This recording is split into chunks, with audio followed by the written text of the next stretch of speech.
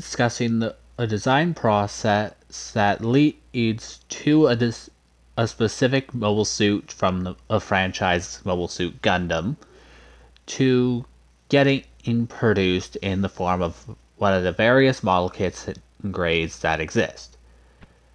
High grade, real grade, master grade, perfect grade, and no grade. While there are some that fall outside of those core categories, those are what we'll primarily be discussing. While high grade and real grade are both always, no, not always, more often than not in 1/144th scale, while not being as small as certain kits get, some do get smaller and others do get considerably larger. Next up is master grade, 1/100th scale, being the most popular grade out of all of them. It's a little more complex, but still decent enough with some kits that a beginner could still have it as their first build. Although I personally highly advise against it.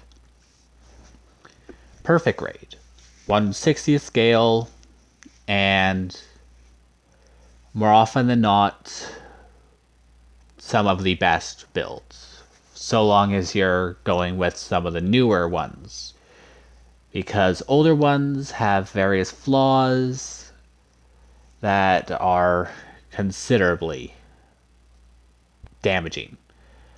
More often than not, more often than not, with one exception, a perfect grade falls under 1/60th scale. As close as you'll get to to a great build right out of the box with no stickers, minimal stickers, if any. Those we'll be discussing last. Now, there is two categories that don't really fall under any specific scale or price point. First up is SD, or Super Deformed. They are small, easy to build kits that have the lowest budget, sometimes costing $5 at the most. In some cases, newer ones have been getting more expensive though, costing more than some high grade kits. And then last, and debatably least, is the no grade, which have no regulation for their scale, build quality, level of detail, gimmicks, etc. They have no definitive standards for their design. So they're going to be the most difficult to explain. Now, while there are some newer grades coming out in the future, or some older grades that have been discontinued, the core 4 are always consistent when you look at their approximate year. High grade being the easiest to explain. More often than not, it's a decent design with sometimes a sticker sheet as big as your hand, because they have to omit specific details to keep the kit within a certain budget. More often than not, the stickers are just there to correct some colors. Over the years, Bandai has gotten a lot better at making these details in separate colored plastic, but not quite perfect. Next up is the real grade,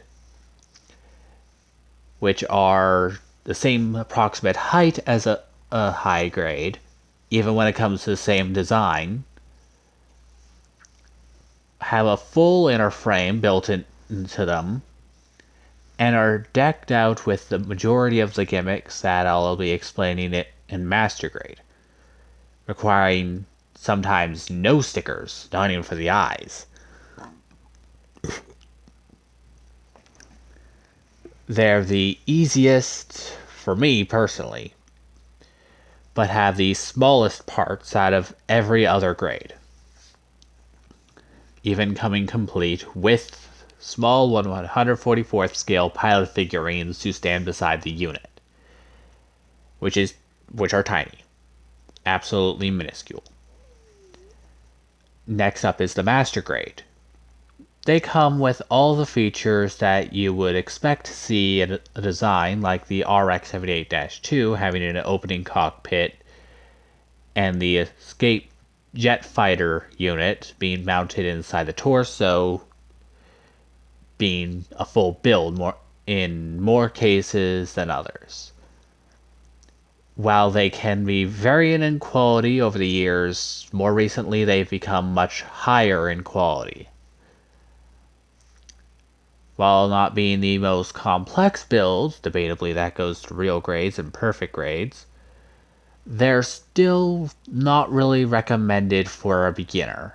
Some have very small parts that are easy to break and would potentially scare off some builders.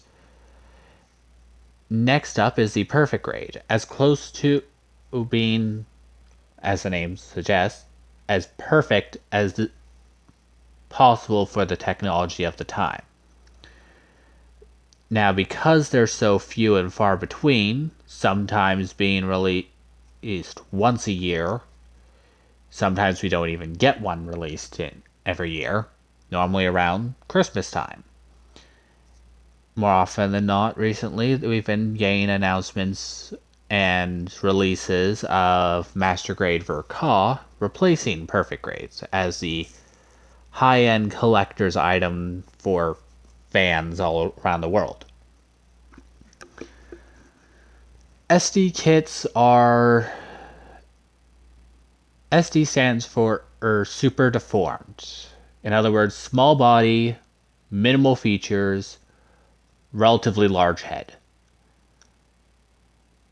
While not being the worst, I personally don't enjoy their builds in any way. Oversimplified, minimal joints, so less than fun for me.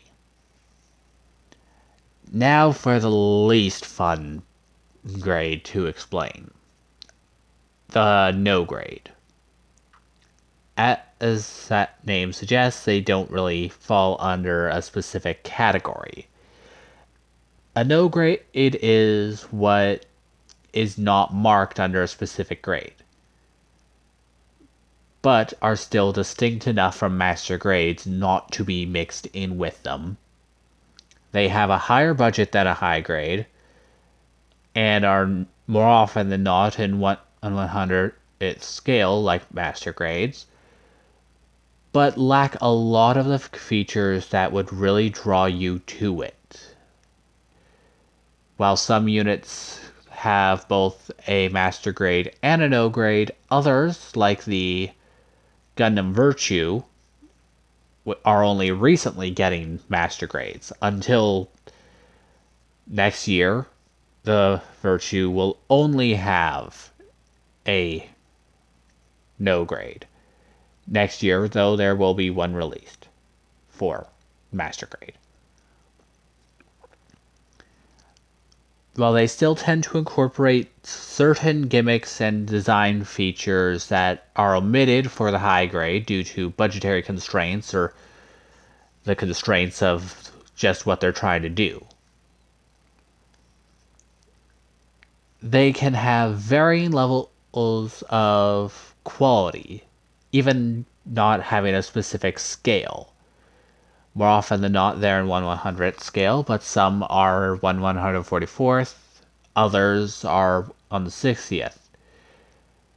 Any kit that's not specified what grade it would fall under is under this category.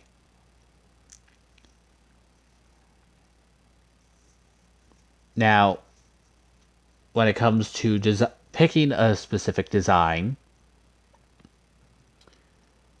you don't really have anything limiting besides the complexity and approximate popularity. With the RX 78-2 being super popular, it has a wide variety of kits in various scales and budgets, even going as high as 1/48th scale as a no grade. Also, subcategory, you have no grade under mega size. It's literally just a blown up version of the high grade. Feels like it too. Mega size kits are irrelevant to this talk.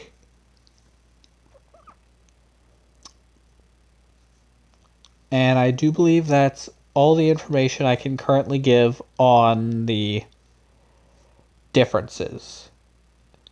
The pictures used were all found on Google.com. Most of them, if not all of them, are pictures borrowed from Bandai themselves. At the end of the video, I'll give labeled demonstrations of my own personal kits that I've built with varying levels of effort. If I am editing it all correctly, you should be seeing the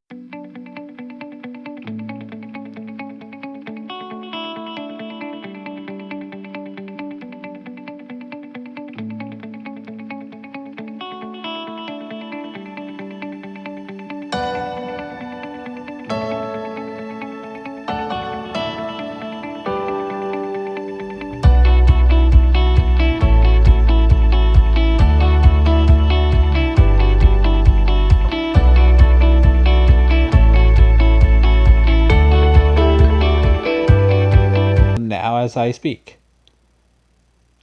Have a good day, and give me an A.